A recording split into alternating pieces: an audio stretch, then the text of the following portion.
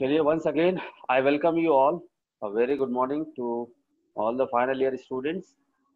So, with the help of our yesterday's continuation of the topic, the problem which we have taken from the transportation problem. So, we are going to solve the another two approach for the same given condition of the problems. Okay. तो हम इसको थोड़ा सा देखेंगे, हमारी उसी slide पर मैं आपको इसलिए लेकर के जा रहा हूँ ताकि आप लोगों को क्लियरिटी रहे, है ना। तो जो बेसिक प्रॉब्लम जिसका आंसर हमने निकाला हुआ था, इसी स्लाइड को मैं सामने रखूंगा और कल की प्रॉब्लम्स को अपने अपने सामने ले लीजिए सभी बच्चे, ठीक है। तो क्यों हमारे लिए रिस्क टेकिंग कंडीशन या डिसीजन मेकिंग पावरफुल होनी चाहिए? क्योंकि रेस्ट ऑफ द लाइफ में आपके एक एक सिंगल स्टेप जो करियर के रूप में आप अपने आप को इमेजिन कर रहे हैं, या जिस पर्टिकुलर डेस्टिनेशन का इमेजिनेशन आपने लिया हुआ है, अपनी गोल सेटिंग किए हैं, तो ध्यान रखिएगा कि आपका जो गोल है और रोल है, ध्यान से समझिएगा, ये दो बड़े अच्छे मैनेजमेंट के टर्म्स मैं आपके साथ शेयर कर रहा हूं बच्चों, जिसकी जरूरत हमें हर स्टेप पर पड़ रही है। राइट नाउ भी आपके साथ में ये दोनों टर्म्स फॉलो हो रहे हैं। The role which you are taking, किसके लिए हम सारे रोल्स को प्ले कर रहे हैं, या उस रिस्क की कंडीशन ले लो या डिसीजन मेकिंग की कंडीशन ले लो, ये सब हमारे लिए किस में आ जाते हैं? रोल में आ जाते हैं। कौन सा रोल या कौन सा एक्शन प्लान पर हम काम कर रहे हैं, लेकिन किसके लिए कर रहे हैं? That is your goal as well as your aim, जो आपने अपने लिए टारगेट किया है, उसी के लिए तो हम टारगेटेड रोल को प्ले करने के लिए आगे बढ़ रहे हैं। यस, अगर ये दोनों का सिंक्रोनाइजेशन सही हो जाए, ध्यान से समझना, अगर ये दोनों पर्टिकुलर पॉइंट का सिंक्रोनाइजेशन आपके लिए एकदम अलाइंड हो जाए, तो आपका जो रेस्पेक्टिव गोल या एम है उससे रिलेटेड आपका एक्शन प्लान जो रोल प्ले करने के रूप में होगा, तो डेफिनेटली आपका अचीवमेंट वही होगा जो आपका डिजायर्ड गोल है। एग्री करते हैं मेरी बात को? यस सर, है ना। तो हम इसी पर्टिकुलर पॉइंट के रिस्पेक्ट में अपने जो प्रॉब्लम है उसको आज सॉल्व करिए। Least cost method note down करिए, लिखिए सभी लोग अपने इसमें least cost method. Same problem को उठा लीजिए जो कल का हमने 3 प्लांट और 4 डिस्ट्रीब्यूशन सेंटर्स के लिए काउंट किया हुआ था, राइट।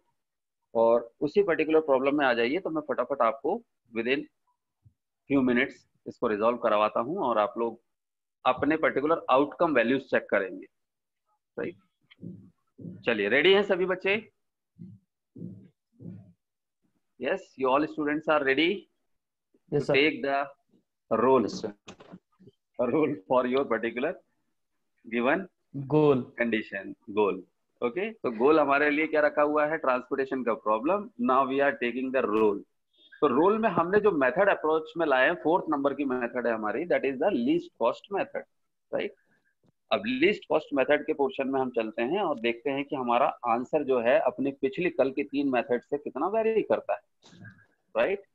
हो सकता है कि हमें ऑप्टिमाइज वैल्यू हमारी ट्रांसपोर्टेशन कॉस्ट की कम हो, या ये भी हो सकता है कि हमारी ऑप्टिमाइज वैल्यू ट्रांसपोर्टेशन कॉस्ट की ज्यादा हो। So let us take the initiative for this. तो सबसे पहले सेम मैट्रिक्स को आपने बनाया हुआ है, उस सेम मैट्रिक्स पर आपने लीस्ट कॉस्ट मेथड लिख करके जो डिमांड और सप्लाई की वैल्यूज है उस पर ध्यान दीजिएगा।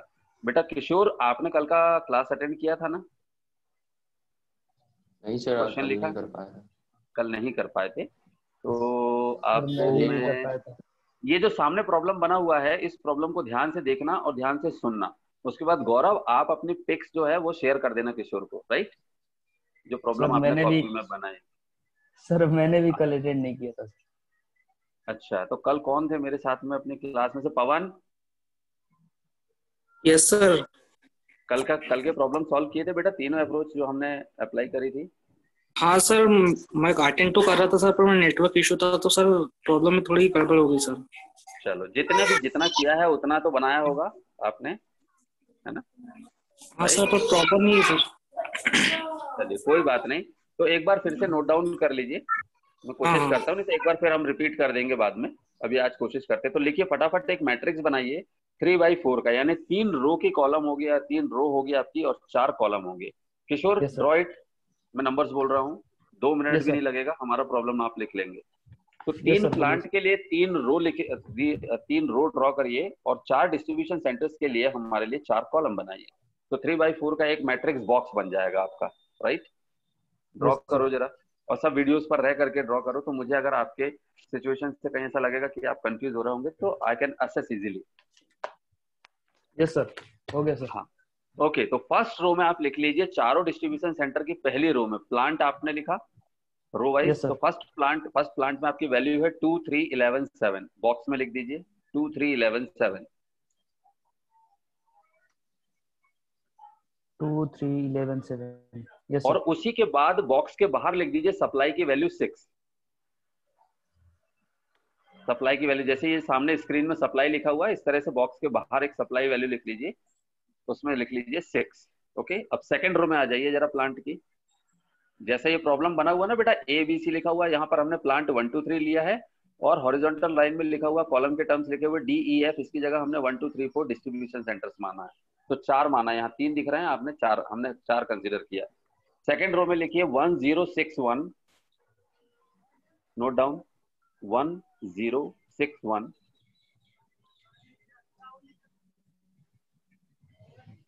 1061 और उसी का supply value outside the matrix note down करिए 1। सर एक बार और ओके बोल दीजिए। हाँ, सेकेंड रो में जो वैल्यूज हैं आपकी सेल की वो हैं 1061, यस सर। 1061 और सप्लाई में जो 6 लिखा था आपने फर्स्ट रो के आउटकम में बाहर की तरफ, वहां पर उसके बाद सेकेंड रो के आउटकम में लिखिए 1, राइट। Yes sir. तो यस सर। सप्लाई का वैल्यू है हमारा 1, ठीक है। Now come to the third point, third row में लिखिए 5 8 59, 5 8 15 1 5 15 एंड 9 यस सर। और और सप्लाई में? उसके आउटकम सप्लाई वैल्यू लिख लीजिए 10। Yes sir. ओके, आज राहुल कनेक्ट नहीं है ना अभी अपने साथ में इस टाइम पे, राहुल हाँ से सर। बोल देते हैं, तो राहुल ने कल सारे स्टेप्स में सॉल्व किया। ओके, तो सप्लाई का टर्म क्या लिखा आपने सबने? 10। Yes sir. ओके, चलो अब आप डिस्ट्रीब्यूशन सेंटर आपके जो कॉलम है उस कॉलम के सबसे नीचे बॉक्स के बाहर जो डिमांड की वैल्यू आ रही है उनको लिखते चलिए। तो फर्स्ट यस कॉलम सर। में बॉक्स के बाहर लिखिए 7, यस सर। सेकेंड कॉलम में बॉक्स के बाहर सबसे नीचे बाहर लिखिए 5, यस सर। थर्ड कॉलम में सबसे नीचे लिखिए 3 यस सर। और फोर्थ कॉलम के डिमांड की आउटकम वैल्यू है 2। Okay, 7 5 3 2, 7 5 3 2। Down. Yes sir. Okay, yes sir. अब ये दोनों को एक बार जरा ऐड करके जो आपने अभी कॉलम में लिखा है उसको नाम दे दीजिए डिमांड। जैसे यहाँ इस पर्टिकुलर स्क्रीन में, कंप्यूटर स्क्रीन में, आपके मोबाइल स्क्रीन में दिख रहा है डिमांड, तो वो डिमांड है जो अभी आपने लिखा है 7 5 3 एंड 2। इसी तरह से सप्लाई लिख लीजिए आपके वर्टिकल लाइन में बॉक्स के बाहर जो आपने लिखा है 6 1 10। तो टोटल हॉरिजॉन्टल के डिमांड की वैल्यूज और सप्लाई की वैल्यूज टोटल कितनी हो रही है, ऐड करके देखो। what is the total outcome sum of the supply and sum of the demand?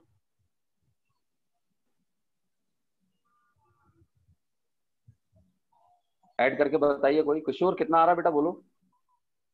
17 17 17 17। Okay, it means that our particular problem is related to the balanced transportation problem, क्योंकि इसकी demand और supply दोनों equal है। Equal है। Okay, चलो अब हमें demand और सप्लाई को क्या करना है, फिनिश करना है विद द हेल्प ऑफ, इनको 0 0 में लाना है, यानी complete demand is going to be fulfilled with the help of supply by using your 3 plant, product of the 3 plant, and it is easily reached to the 4 distribution centre 1 2 3 4। Okay, yes तो sir. हमारी method जो आज हम apply कर रहे हैं वो है लीस्ट कॉस्ट सेल मेथड, है ना। तो मैं जो वैल्यूज बोलूंगा उस वैल्यू को उस रो या कॉलम के रेस्पेक्टिव डिमांड और सप्लाई से काउंट करके आपको इंडिविजुअल मैट्रिक्स के सेल में रखना है। सो कम ऑन, तो सबसे पहले हम लीस्ट कॉस्ट सेल देखेंगे। तो सबसे छोटा सेल हमको अगर देखने को मिल रहा है रो वाइज, तो फर्स्ट रो में हमको सबसे छोटा सेल कौन दिख रहा है? 2। यस और no? Yes cell sir. Value हमारी कॉस्ट वैल्यू जो दिख रही है, ट्रांसपोर्टेशन कॉस्ट वैल्यू सबसे छोटी, वो क्या दिखाई दे रही है फर्स्ट रो में? 2। तो 2 में हमारी डिमांड और सप्लाई में से कौन सी वैल्यू है जो 0 हो जाएगी? तो अगर हम 7 पुटअप करेंगे तो -1 चली जाएगी सप्लाई में हमारे लिए, लेकिन सप्लाई को अगर पुटअप करेंगे हम फर्स्ट सेल में ब्रैकेट बनाते हुए 2 के रूप में, जैसा ये आपको सामने स्क्रीन में दिख रहा है, तो आपका 6 0 हो जाएगा और 7 की जगह 1 बचेगा। Getting me what I am saying? एक सेकंड सर।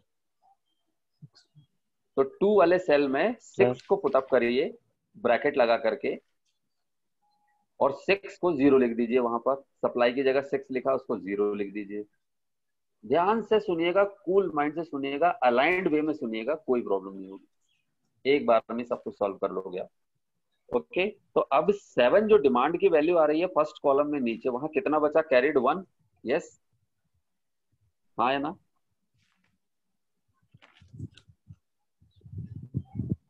बोलिए बच्चों, हाँ बोलिए या ना बोलिए।